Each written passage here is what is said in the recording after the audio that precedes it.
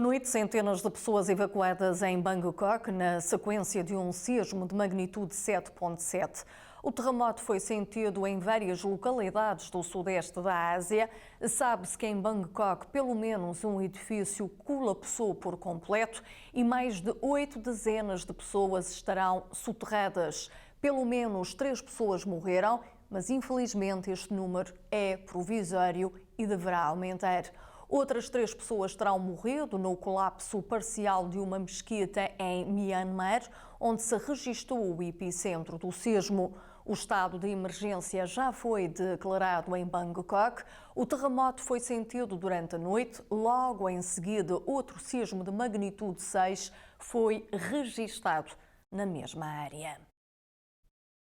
O secretário de Estado, Marco Rubio, defende as ações dos agentes da imigração, conhecidos entre nós como ICE, ao prender a estudante da Universidade Tufts em Somerville, Massachusetts, no início desta semana, apesar de ter um visto válido. Rubio afirma que a administração Trump vai continuar a rejeitar vistos para todos aqueles que mentem e participam em certas atividades, como em movimentos de protesto em campos universitários.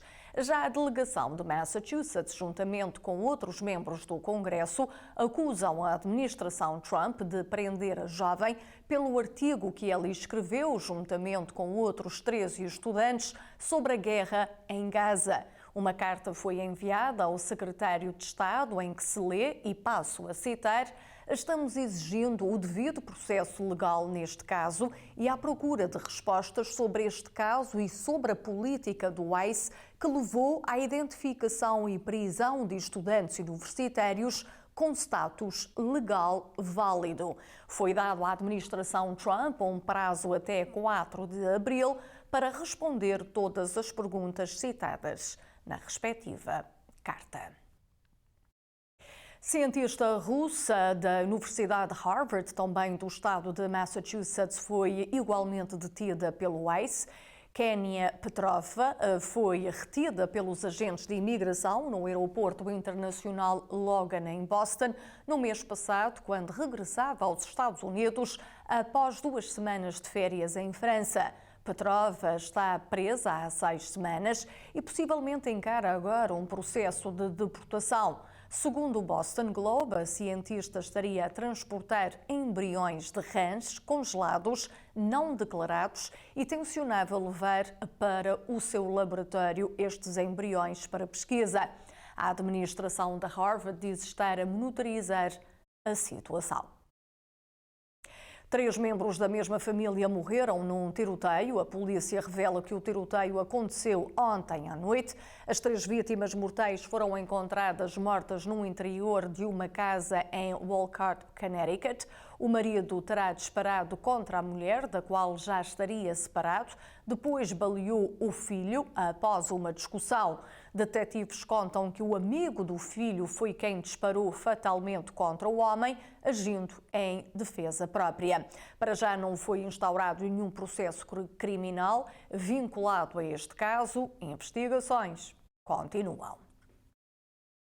A polícia de Brockton, Massachusetts, está a investigar um tiroteio registado na madrugada desta sexta-feira. De acordo com o relatório policial, o alerta foi dado por volta das 13h30 desta manhã, em que foi relatado o disparo de múltiplos tiros na Lenox Street. Quando a polícia chegou ao local, encontrou um homem ferido, o qual foi conduzido para uma unidade hospitalar. O seu atual boletim clínico é desconhecido. Outros pormenores não foram disponibilizados. O vice-presidente dos Estados Unidos, J.D. Vance, chegou esta sexta-feira à Groenlândia para uma visita à base norte-americana de Puttific. A deslocação provocou polémica com as autoridades dinamarquesas e groenlandesas porque previa uma ida à capital Nuuk, mas a alteração do programa acalmou os ânimos. O vice-presidente é acompanhado pela mulher Asha Vance, que tinha previsto deslocar-se a Nuuk e assistir a uma popular corrida de trenós puxados por cães, o que foi, entretanto, cancelado.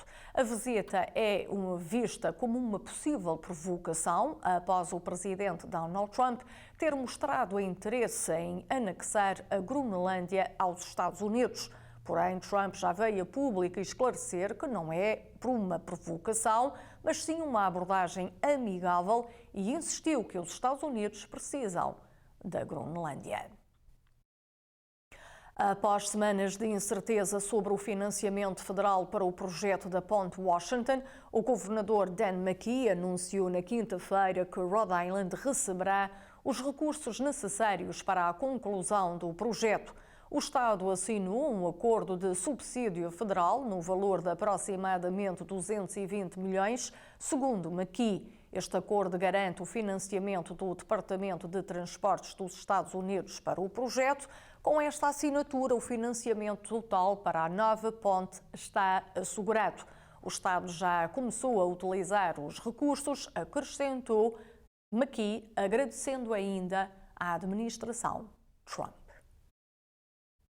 Os bancos de alimentos dispersos pela região da Nova Inglaterra estão a enfrentar dificuldades para atender à crescente procura de pessoas devido a cortes no financiamento federal, afetando a disponibilidade de alimentos e agravando a insegurança alimentar na região. Os bancos de alimentos em toda a Nova Inglaterra estão a enfrentar graves desafios após a administração Trump cortar aproximadamente $1 bilhão em programas que os ajudam a obter alimentos para a distribuição por pessoas que estão com problemas financeiros agravados pelo custo de vida elevado e que não desce, como esperado pela maioria norte-americana. Este subsídio federal, que agora deixa de existir, financiava de 10% a 30% do total de distribuição de alimentos por famílias carenciadas. O relatório policial preliminar revela a causa de morte de um homem em Fall River. Segundo as autoridades policiais, o homem poderá ser um sem-abrigo. Recordo que no início da tarde de quinta-feira, o médico legista foi visto sob um viaduto próximo ao número 18 da Pawcatuck Street, em Fall River. Uma barraca podia ser vista ao lado do viaduto, mas não está claro se o falecido morava nela. De acordo com o presidente da Câmara Municipal de Fall River, Paul Coogan, acredita-se que o homem tenha morrido devido a uma overdose. A sua identidade tampouco foi publicada. Pessoas com doença de Parkinson têm agora uma nova opção de tratamento graças à aprovação de uma tecnologia inovadora pela Administração de Alimentos e Medicamentos Nacional, ou seja, FDA. A terapia, conhecida como estimulação cerebral profunda adaptativa, utiliza um dispositivo implantado que monitoriza continuamente o cérebro em busca de sinais de desenvolvimento dos sintomas do Parkinson. Quando detecta padrões específicos da atividade cerebral, ele emite pulsos elétricos calibrados com precisão para manter os sintomas sob controle. A aprovação da Food and Drug Administration abrange 2 algoritmos de tratamento que operam num dispositivo fabricado pela Medtronic, uma empresa de dispositivos médicos. Ambos funcionam monitorizando a mesma região do cérebro, chamada núcleo subalâmico, mas respondem de maneiras diferentes. A nova terapia visa melhorar os tremores e a rigidez. Um estudo revela que as pessoas que dormem com meias têm a tendência de pegar no sono mais cedo e dormir mais tempo. Pesquisadores afirmam que o uso de meias na cama ajuda a manter os pés quentes e permite o alargamento dos vasos sanguíneos, que aumenta a perda de calor através da pele, que ajuda a arrefecer o resto do corpo, que é um sinal para dormir. O estudo revela que as pessoas que têm o hábito de dormir com meias adormecem 8 minutos mais cedo que aquelas que não dormem com meias e também têm a tendência de dormir em média mais 32 minutos. Alguns trabalhadores também já estão a optar por esta medida para um bom descanso. Alguns funcionários já entram em modo de férias dias antes de começar os dias de descanso. 70% dos inquiridos entram em modo de férias quando ainda estão em frente à sua secretária e faltam 3 dias para as férias começarem. Outra metade diz ter dificuldades em se concentrar no trabalho quando as férias estão prestes a principiar.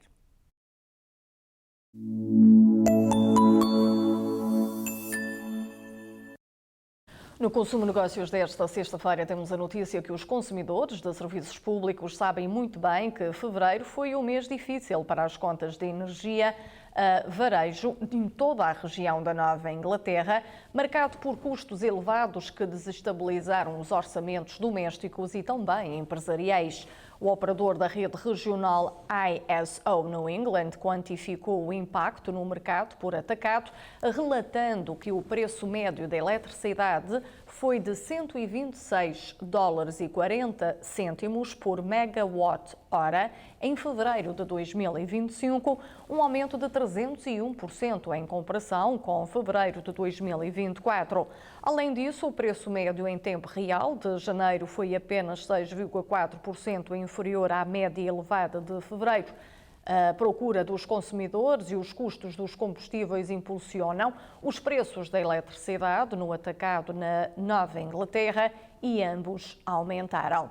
O gás natural foi utilizado para gerar 55% da eletricidade produzida em 2024 pelas usinas da Nova Inglaterra e estas movidas a gás natural geralmente determinam o preço da eletricidade no atacado, informou a ISO New England. O preço médio de gás natural em fevereiro foi de $14,62, um aumento de 319% em relação à média de fevereiro de 2024. A procura regional por eletricidade em fevereiro aumentou 4,7% comparativamente a fevereiro do ano passado. O setor energético nesta região é um tema constante de debate no Beacon Hill, no estado de Massachusetts, onde os legisladores têm alinhado políticas para avançar na direção das energias renováveis, na tentativa de reduzir as emissões de carbono. A transição, no entanto, é lenta e desesperante para os consumidores cansados de pagar contas de energia exorbitantes. O Departamento de Educação dos Estados Unidos reabriu as inscrições online para a maioria dos planos de pagamento de empréstimos estudantis, baseado no rendimento anual, informou a agência esta semana. Em fevereiro, o Departamento havia removido as inscrições online para todas as opções de reembolso que calculam os pagamentos mensais com base no rendimento dos mutuários. A decisão foi tomada após uma decisão judicial de 18 de fevereiro contra um plano de perdão de dívidas estudantis da era Biden, embora o departamento tenha bloqueado o acesso a planos ADR não relacionados. Numa publicação datada a 26 de março no seu site, o Federal Student Aid do Departamento afirmou que os agentes de crédito ainda estão a atualizar os seus sistemas em resposta à decisão de fevereiro e que começarão a processar novas inscrições num futuro próximo. Empresas cotadas aqui nos Estados Unidos já não terão de estimar o seu impacto climático. A Comissão de Valores Mobiliários Nacional votou no fim da sua política de defesa de regras que exigem a divulgação de riscos relacionados com riscos climáticos e emissões de gases com efeito de estufa, referiu a instituição em comunicado. O Serviço Postal Nacional vai melhorar os prazos de entrega para alguns clientes. A partir do dia 1 de abril, o USPS ajustará os padrões de serviço para correspondências de primeira classe, periódicos, correspondência de marketing e serviços de pacotes. O plano criado em 2021, que visa estabilizar as finanças dos serviços postais, deve gerar poupanças de pelo menos 36 bilhões de dólares nos próximos 10 anos. Esta iniciativa faz parte do plano de 10 anos chamado Delivering for America, que procura modernizar a rede postal, alcançar sustentabilidade financeira e melhorar a qualidade do serviço em todas as categorias de correspondência e envio. Chegou a altura de ficarmos com o assessor financeiro Daniel da Ponte, que nos vai dar o ponto da situação em relação aos mercados e à economia. Termina mais uma semana onde os mercados aqui nos Estados Unidos e também a nível mundial sofreram alguns prejuízos após uma semana turbulente. Contribuindo para tudo isto foi alguns dos dados económicos que foram divulgados esta semana e também alguma continuidade dos discursos políticos e económicos que têm vindo da Casa Branca aqui nos Estados Unidos e os efeitos não só aqui nos Estados Unidos, mas também a nível do comércio global.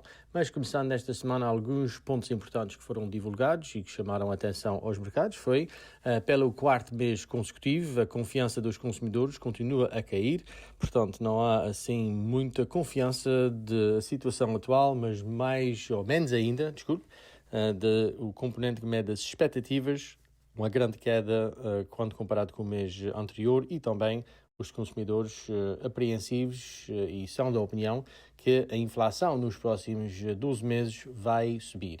Também no mercado imobiliário, alguma melhoria, novas casas que entraram para o mercado, o volume de vendas aumentou 1,8%, também houve uma queda de preço médio, caindo 1,5%, uma grande parte deste crescimento não foi aqui na Nova Inglaterra, foi no sul, no centro e no oeste do país. Também encomendas de bens duráveis, sempre visto como um sinal de confiança das empresas e também das pessoas, que são mais coisas mais caras, máquinas, eletrodomésticos, aumentou muito mais daquilo que era esperado, uma subida de 0,9%, quando o consenso era uma queda de 1,2%. Aqui ainda não sabemos, mas há alguma teoria que este foi antecipar aquilo que vem a seguir de tarifas e então tentar poupar algum custo, portanto fazer esses investimentos de uma forma mais antecipada. E para terminar a semana, o consumo e os rendimentos das famílias, os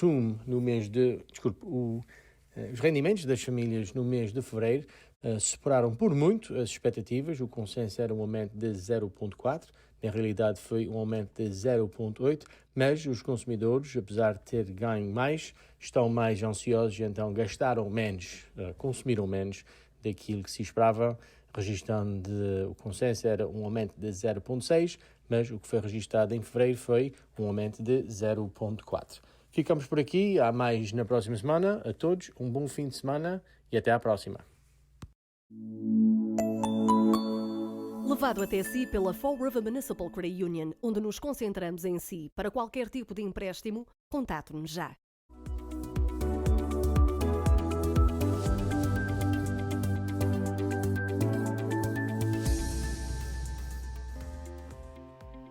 O tempo no Bedford para esta noite, chuva fraca, vento fraco e variável, mínimas 43 graus. Para amanhã antecipa-se um dia parcialmente nublado com possibilidade de chuviscos pela tarde, ventos a soprar de norte de 10 a 15 milhas horárias, máximas 53, mínimas a rondar os 38. Boston para esta noite, chuviscos, vento a soprar de leste-nordeste, de 5 a 10 milhas horárias, mínimas 40 graus.